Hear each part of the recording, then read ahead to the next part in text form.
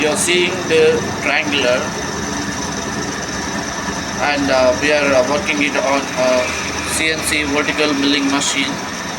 So you can see the shape, the triangular, and we are executing this by programming on the machine the funnel system. So we are entering to the end, and here you can see the finishing is done already. Yeah, yes, the finishing work is done, and the clean triangle is ready for your presentations. Thank you.